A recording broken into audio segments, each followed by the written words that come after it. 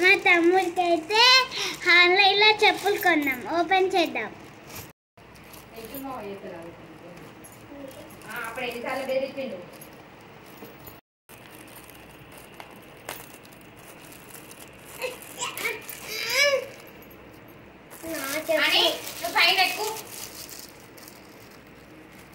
నీ చెప్పులే ఆడే వేసుకోవచ్చు.